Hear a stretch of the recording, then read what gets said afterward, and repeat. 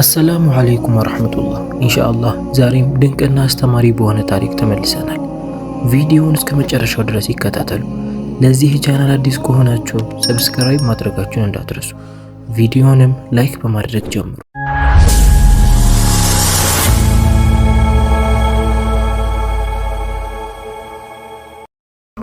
በድሮ ጊዜ በአንድ ትንሽ መንደር ውስጥ አንድ ሰልማን የተባለ ንጉስ ነበር።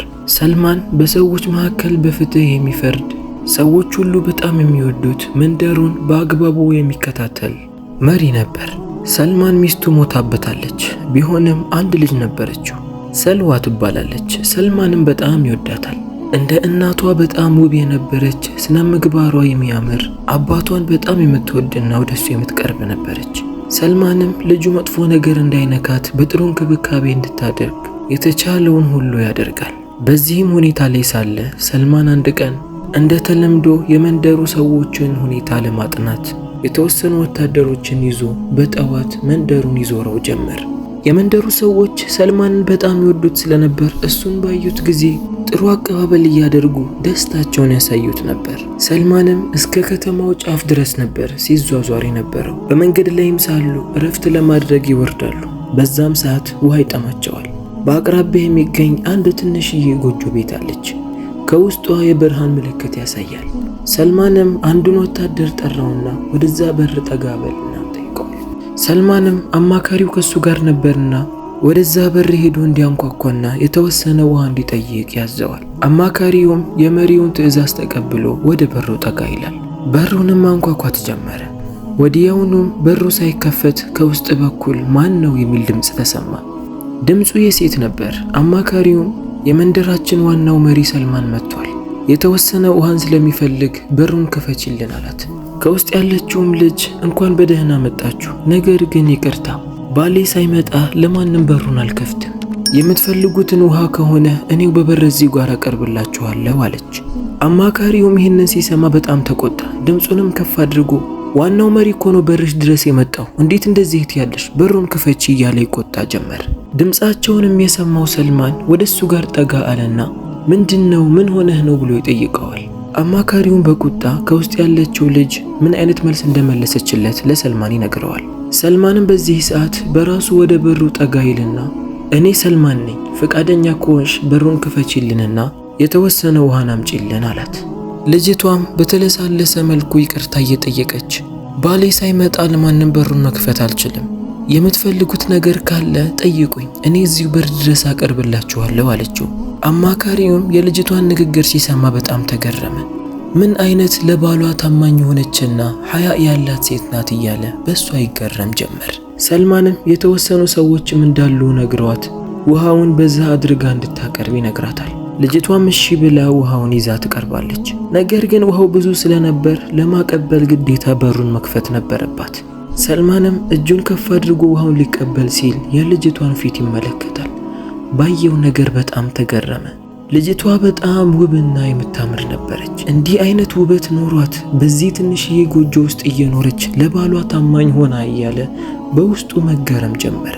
ልጅቷም ውሃውን ካቀበለችው በኋላ ይቅርታ አድርግልኝ፣ ውሃውን ከወሰድክ በሩን ልዘጋው ነው፣ ግን ይቅርታ አድርግልኝ እያለች በተለሳለሰ መልኩ አውርታ ወደ ውስጥ ገብታ በሩን ትዘጋዋለች።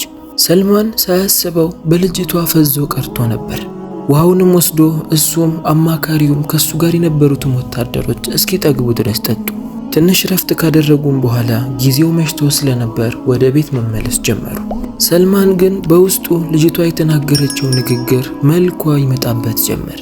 ከምንም በላይ በጣም ያስገረመው ደግሞ ይህን የመሰለ ስነ ምግባርና መልክ ይዛ ማንኛውም ሀብታም የሆነ ሰው ወላ ንጉስ ቢሆን እንኳን እሷን ለማግባት እምቢ አይልም ነበር። ነገር ግን እሷ እንዲህም ከመሆኗን ባሻገር በትንሽዬ ጎጆ ውስጥ በድህነት እየኖረች ባሏ ከስራ አርፍዶ እየመጣ ለሱ ታማኝ መሆኗ በጣም አስገረመው። ወደ ቤቱ ከተመለሰም በኋላ እረፍት ያጣል። በራሱ ግራ እስኪገባው ድረስ የልጅቷ ነገር ይመላለስበት ጀመር። ስለ ልጅቷ ብዙ ካሰበ በኋላ በስተመጨረሻም አንድ ነገር ይወስናል። ልጅቷን ማግባት ነበር። አዎ ባል አላት፣ ለዛውም 2 ልጆች አሏት። እንደዛ ከመሆኑን ባሻገር እኔ ንብረት ስላለኝ በንብረቴ ወደ እኔ ብጠራት እሺ ልትለኝ ትችላለች። ባሏንም ከድህነት አውጥቼ የራሱን ቤትና ሚስት ሰጠዋለሁ ብሎ ነበር ያሰበው። ልጆቿንም ቢሆን በትልቅ ቤተ መንግስት ውስጥ እያኖርኳቸው ጥሩ እንክብካቤና ትምህርትን እንዲያገኙ አደርጋለሁ አለ። ያሰበውንም ሐሳብ ለማን ተናግሮ እንደሚያስጨርስለት ሰውንም መምረጥ እንዳለበት ገባው። ስለዚህ ሰው መምረጥም ጀመረ። እሱ ዘንድ በጣም ቅርብ ከሆኑ ለሱ ታማኝ ሆነው አንዳንድ ጊዜ ደግሞ ምክር ከሚለግሱት መካከል ለማድረግ ወሰነ። በስተመጨረሻም አንድ ሰራተኛ ብቅ ትለለታለች። ይህች ሰራተኛ ስሟ ሶፊያ ይባላል። አስተሳሰቧ ምንጡቅ፣ ብዙ ጊዜ ለሰልማን አካሄድንና ሁኔታን የምትነግረው አይነት ሴት ነበረች። በዚህም ሰልማን በጣም ይወዳታል። ሰልማንም ሶፊያን ይጠራትና ስላሰበው ጉዳይ ምንም ሳያስቀር ሁሉንም ነገር ይነግራታል። ስላሰበው ነገር ብቻ ሳይሆን ስላያት ልጅ ያገባች መሆኗን፣ 2 ልጅ እንዳላትም ከባሏ ጋር አሁንም ድረስ እንደሚኖሩና እንደሚዋደዱም ጭምር ነበር ይነገራት። ሶፊያም በንጉሱ ሐሳብ በጣም ተገረመች። አግብታ እንዴት ይሆናልን ብላ ጠየቀችው። በዚህ ሰዓትም ሰልማን መልስ ስላልነበረው ለተወሰነ ደቂቃ ዝም አለ። ትንሽ ከቆየ በኋላም ሁለቱ የሚኖሩት ኑሮ በጣም ከባድ ነው። እሷኔን ብታገባኝ መቼም አልበድላትም፣ ጥሩ አድርጌ ያኖራታለሁ። ባሏንም ቢሆን በፍጹም አልተወውም። የእሷ ልብም እንዲረጋጋ እሱም ቢሆን መልካም ነገርን እንዲያገኝ ጥሩ ቤትን፣ ስራን እንዲሁም ሚስትንም ሰጠዋለሁ እንጂ እንዲህ ልተወው አላሰብኩም ይላታል። ሶፊያም ነገሩ በጣም ከባድ ቢሆንም ልትሞክርለት ወሰነች። የልጅቷንም ቤት ካጠያየቀችና ከተነገራት በኋላ ከቤተ መንግስት አንድ ፈጣን ፈረስን ታወጣና ወደዛ መገስገስ ትጀምራለች። ከተማውንም ለቃ ብዙ ከተጓዘች በኋላ ወደ ገጠራማው አካባቢ ስትገባ የተባለችውን ቤት ታገኘዋለች። ወደ ቤቱም ስትጠጋ ልጆች እየተጫወቱ ነበር። 2 ገና ሕፃን የነበሩ ልጆች ናቸው። 2ቱ ልጆች የዛች ሴት ልጆች ነበሩ። ሶፊያም 2ቱን ልጆች ትጠራቸውና እናታቸውን ጥሯት ትላቸዋለች። ልጅቷም ከውስጥ ማን የመጣው ብላ ወደ ውጪ ትወጣለች። በዚህ ሰዓትም ከሶፊያ ጋር ትገናኛለች። ሶፊያም ወደ ልጅቷ ጋር ጠጋ አለችና እኔ ወደዚህ የመጣሁት የመንደራችን መሪ ሰልማን ልኮኝ ነው። ወደ አንቺ ሄጄ እንድነግርሽ የፈለገው ነገር አለ። ለዛ ነው ሰልማን አዞኝ ወደ አንቺ ጋር የመጣሁት ትላታለች። ወደ ውስጥ ማስገባቻት። በመጀመሪያ ሶፊያ ስምሽ ማን ነው ብላ ጠየቀቻት። ልጅቷም ስሟ ኑራ እንደሆነ ትነግራታለች። ሶፊያ ከሰው ጋር መግባባትና ንግግርን ትችል ስለነበር ከሷ ጋር የተወሰነ ሰዓት ትጫወት ጀመር። ከሷ ጋርም ትንሽ ከተጫወተች በኋላ የመጣሁበት ጉዳይ ብላ እየፈራችም ቢሆን ጉዳዩን ልትነግራት ወሰነች። ታስታውሺ ከሆነ በማታ ሰልማን ወደዚህ መጥቶ ነበር። ውሃን ጠይቆሽ አንቺንም ተመልክቶሽ ነበር። እዛ ከሄደ በኋላ ትንሽ ተረብሿል። ሚስቱ ሞታበታለች እና ፍቃደኛ ከሆንሽ አንቺን ሊያገባሽ ይፈልጋል። እሱም ብቻ አይደለም፣ ያንቺ ህይወት ብቻ ሳይሆን የ2 ልጆችሽን ህይወት ይቀየራል። አሁንም እሱ ብቻ አይደለም፣ ባልሽንም ቢሆን አይተወውም። ከሚሰራው የተጎሳቆለ ስራ ወጥቶ የራሱን ቤትና የሥራ ቦታ ይሰጠዋል። ሚስትንም ቢሆን ይሰጠዋል። ስለዚህ ፍቃደኛ ከሆንሽ ንጉሱ አንቺን ሊያገባ ይፈልጋል ትላታለች። ይህንን የሰማችው ኑራ በጣም ተናደደች። እኔ እኮ ዕቃ አይደለሁም እንደፈለገ ሊሸጠኝ የሚያስበው፣ ይሄ ሊሆን አይችልም። ባለ ትዳር ነኝ። እኔ ከባሌ ጋር ተስማምቶኝ ተዋደን እየኖርን ነው። በምንም ሁኔታ እሱን ላስቀይመው አልፈልግም። ምክንያቱም የልጆቼ አባት ነው። ለእኔ ሲል ነው ቀን ወጥቶ ማታ እየደከመው የሚገባው። ስለዚህ ይህንን መቼም አላደርግም ትላታለች። ሶፊያም ተረጋጊ፣ እኔም እኮ እሱ እንዳለ ይገባኛል፣ ነገር ግን አስቢበት ትላትና ቤቱን ለቃ ትወጣለች። በፈረሷ ላይም ተፈናጣ ወደ ቤተ መንግስቱ ትመለሳለች። ንጉሱ ሶፊያ ተመልሳ የምትሰጠውን መልስ እስኪሰማ ድረስ በጣም ጨንቆት ነበር። ቁጭ ብሎ ስራዬ ብሎ ሶፊያን እየጠበቃት ነበር። የማይደርስ የለምና ሶፊያም ደረሰች። የሆነውንም ነገር ለንጉሱ ትነግረው ጀመር። ኑራ መቼም አቋሟን እንደማትቀይር፣ ከባሏ ጋር ተስማምታ እንደምትኖር፣ እንደውም ይህንን ሐሳብ ስትሰማ እንደተቆጣችም አድርጋ ትነግረዋለች። ይህንን ብቻ አይደለም፣ ሶፊያ ለንጉሱ ይህንን ሐሳብ እንዲተው ባሏን በዚህ ያህል እየወደደችው እሺ ብላ እንኳን ከንጉሱ ጋር ብትጋባ መቼም ጥሩ ህይወት እንደማይኖረው፣ ትዳሩ እንደሚበላሽ ትነግረዋለች። ንጉሱ የሶፊያ ሐሳብና ምክርን ቢቀበልም ነገር ግን ተስፋ መቁረጥ አልፈለገም። ሶፊያን ይተዋትና በመንገድ ላይ ከሱ ጋር የነበረውን የወንድ አማካሪውን ይጠራዋል። እሱን ደግሞ የፈለገው ኑራን ሄዶ እንዲያዋራት ሳይሆን የኑራን ባል እንዲያዋራት ነበር። የኑራ ባል ፈቃደኛ ሆኖ ሚስቱን የሚድርለት ከሆነ ለንጉሱ የልጆቹም የእሱም ህይወት በጥሩ መልኩ እንደሚቀየር እንዲነግረው ነበር የፈለገው። አማካሪውም የንጉሱን ትዕዛዝና ሐሳብ ተቀብሎ ድጋሚ ወደ ኑራ መንደር ይሄዳል። ጠዋት አካባቢ ስለነበር የሄደው የኑራ ባል ለሥራ ሲወጣ እየተዘጋጀ ነበር የደረሰው። ወደሱ ጋር እንጠጋለና ሰላምታን አቀረበለት። ከመንደሩ መሪ ከሰልማን ጋርም እንደመጣ ይነግረዋል። የኑራ ባልም ይህንን ሲሰማ ሰላምታውን በአግባቡ ከመለሰ በኋላ ለምንድነው ወደዚህ የመጣኸው? ያጠፋው ጥፋት አለ እንዴ ብሎ ይጠይቀዋል። አማካሪውም አይ ምንም አላጠፋህም፣ አብሽር፣ ምንም አትጨነቅ። ነገር ግን የመጣሁት በአንድ ሐሳብ ነው። ንጉሱ ያንተን ሚስት ካያት በኋላ በጣም ወዷታል። የምታገኙት ገቢ ደግሞ በጣም ደካማ ነው። ንጉሱም ለዚህ ብሎ ሚስትህን ፈታሃት ለንጉሱ የምትድርለት ከሆነ ያንተንም ህይወት የሷንም የልጆችህንም ህይወት ይቀይራል። ላንተም በሷ ቅያሪ ሌላን ሚስት እንደሚሰጥህ የሥራ ቦታንም ቤትንም እንደሚሰጥህ ተናግሯል ይለዋል። ይህንን የሰማው ያ ደሃ የኑራ ባል በጣም ይናደዳል። ከሚስቱ በላይ በጣም ተቀየረ። እንዴት እንደዚህ ትለኛለህ? የመወዳትን ሚስቴን፣ ሁሉን ነገር የተቀበለችኝ ሚስቴን እንዴት ምንም ሳታደርገኝ ለንብረት ብዬ ፈታታለሁ? ጭንቅላት ያለው ሰው እኮ ይህንን መቼም አያደርግም እያለ ጭራሽ አማካሪውን ይቆጣው ጀመር። አማካሪውም ይገባኛል እኮ ሐሳብህ፣ ይሄ መቼም አይሆንም፣ ነገር ግን የንጉሱን ሐሳብ ልንገርህ ብዬ ነው፣ እንዲሁም ገንዘብ የሚያስፈልግህ ከሆነ በዛም ልተባበረህ ብዬ ነው ይለዋል። የኑራ ባል ግን ከአቋሙ ፍንክች አላለም። ንጉስ ሆኖ እንዴት እንደዚህ ይጠይቃል በሚል በጣም ተናዶ ነበር። አማካሪውም የኑራ ባል ሌላ ነገር እንዲናገር አልፈቀደለትም። ያንን ቃል ካለው በኋላ ወዲያውኑ ፈረሱ ላይ ይወጣና ወደ ቤተ መንግስቱ መመለስ ይጀምራል። አማካሪውም ንጉሱ ጋር ገብቶ ያሰበው ሐሳብ መቼም እንደማይሳካና የኑራ ባልንም አቋም አስረግጦ ይነግረዋል። ንጉሱ ይህን ሲሰማ በጣም ተናደደ። በጣም ተናዶ ስሜታዊ የሆነና ያልሆነ ፍርድን ይወስናል። ብዙ ወታደሮችን ከራሱ ጋር አስከትሎ በፈረሱ ላይ ሆኖ ወደ ኑራ ቤት መሄድ ጀመረ። እንዴት መሪ ሆኜ እኔን እምቢ ይሉኛል? በጸባይ ስለጠየኳቸው ነው እንደዚህ የሚሆኑት። አሁን እንዴት እንደማደርግ አሳያቸዋለሁ እያለ በእነሱ በጣም ተናዶ ብዙ ወታደሮቹን አስከትሎ ሲሄድ የነበረው የቤቱ ደጃፍ ላይም የኑራ ባልን ሲመለከተው እንዲህ አለ። በጸባይ ጠይቄህ ብዙ ነገር ልስጥህ ብዬ እምቢ ካልክ አሁን ግን በግድ ታደርገዋለህ። ሚስትህን ትፈታታለህ።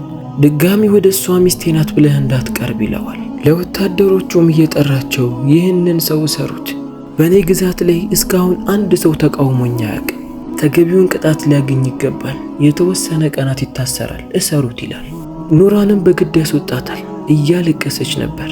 እሷንም አስሮ አይዳዋን ከጨረሰች በኋላ ወደ እሱ ጋር እንድትመጣና እንደሚያገባት ይነግራታል። ይህንንም 5 ደቂቃ ባልሞላ ጊዜ ካደረገ በኋላ ወደ ቤተ መንግስቱ መመለስ ይጀምራል። የኑራ ባልም ለ2 ቀን ካሰሩት በኋላ ይፈቱታል። የኑራ ባል ንጉሱ ባደረሰበት በደል በጣም ተናዶ ነበር። በጣም ዱዓ ማድረግ ጀመረ። እያለቀሰ አላህንም ይማጸን ጀመረ።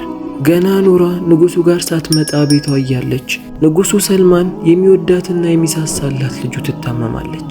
ከዚህ በፊት ከታመመችው ህመም በጣም ለየት ያለ ነበር። ብዙ ዶክተሮችና ሐኪሞች እየመጡ ያዩታል፣ ያክሟታል። ነገር ግን አንዳቸውም የእሷን ህመም ሊያገኙ አልቻሉ። በዚህም ሰልማን በጣም እየተናደደ ይመጣል። ብዙ የባህል ሐኪሞችንም ጠንቋዮችንም ሳይቀር አስጠራ። ነገር ግን አንዳቸውም ልጁን ሊፈውሱለት አልቻሉ። ሰልማንም በጣም ጨነቀው። ልጁ እያያት ሊያጣት ነው። ያለምንም እረፍት ማልቀስ፣ ዱዓ ማድረግ ጀመረ።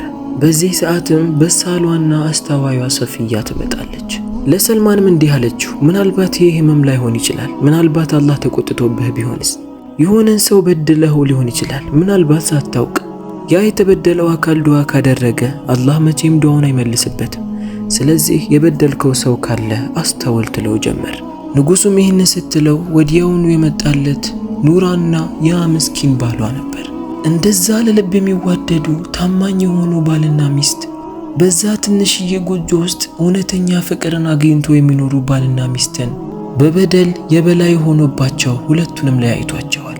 በሰዓቱ ሁለቱም ደም እንባ እያለቀሱ ነበር። ያለምንም ምዝነት እንዲህ ያደረጋቸው። ልክ ሰልማን ይሄ ነገር ትዝ ሲለው ልቡ በኃይል መምታት ጀመረ። ወዲያውኑ በጉልበቱ ተንበርክኮ አላህን ይቅርታ መጠየቅ ጀመረ። ሰልማንም ወታደሮቹን ጠርቶ የኑራን ምስኪን ባል ወዲያውኑ ይዛችሁልኝ ነው ብሎ ያዛል። ወታደሮቹም የሰልማንን ትዕዛዝ ተቀብለው የኑራን ምስኪን ባል ፍለጋ ወደ ኑራ መንደር ያመራሉ። የኑራ ባልንም አግኝተው ወደ ንጉሱ ጋር ይዘውት ይመጣሉ። ሰልማንም የኑራ ባልን ሲመለከተው ወደሱ ጋር ጠጋ ብሎ እያለቀሰ እባክህ ይቅርታ አድርግልኝ፣ ያደረኩት ነገር አግባብ አይደለም። እኔ የገባኝና የነቃሁት አሁን ነው።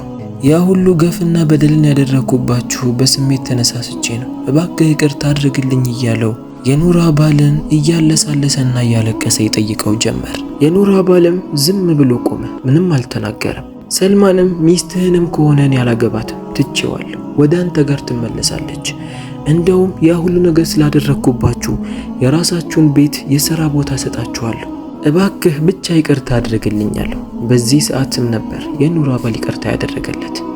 ከዛም ንጉሡ ኑራንም ያስጠራትና ከባሏ ጋር አገናኝቶ ብዙ ብርን እንዲሁም የራሳቸውን የማሳ መሬትና ቤትን አሰርቶላቸው ወደ ቤት በደስታ እንዲመለሱ ያደርጋል። የሚገርመው ነገር የሁለቱ የሚዋደዱ ባልና ሚስት ፍቅራቸውን ከመለሰ በኋላ ሰልማን ልጁ ቀስ በቀስ ማገገም ጀመረች። ከዚህ በፊት ሰልዋ ህመም ያልነካት እስክትመስል ድረስ ሙሉ ለሙሉ ዳነች። በዚህም ሰልማን ያደረገው ነገር አግባብ እንዳልሆነ እውነቱ ታየው። የሰፊያ ምክርም ትክክል ነበር። ባደረገውም ነገር እውነተኛ ተውባን ካደረገ በኋላ የመንደሩ ሰዎችንም ያለምንም እፍረት ይቅርታ ጠየቀ። በዚህም የመንደሩ ሰዎች ሁሉ ይቅርታውን ተቀበሉት። ከዛን ቀን በኋላ ሰልማን ያለምንም ማዳላት በሰዎች መካከል በፍትህ መፍረድ ጀመረ። የዛሬው ታሪካችን ይህንን ይመስላል። ከታሪኩ ትልቅ ትምህርትን እንደወሰዳችሁ ተስፋ አደርጋለሁ። በታሪኩ ዙሪያ አስተያየታችሁን ስለምፈልግ ኮሜንት ስር አስቀምጡልኝ። ቪዲዮውን ላይክ፣ ሼር፣ ሰብስክራይብ ማድረጋችሁን እንዳትረሱ። በሌላ ታሪክ እስከምንገናኝ ድረስ ወሰላሙ አለይኩም ወራህመቱላሂ ወበረካቱ።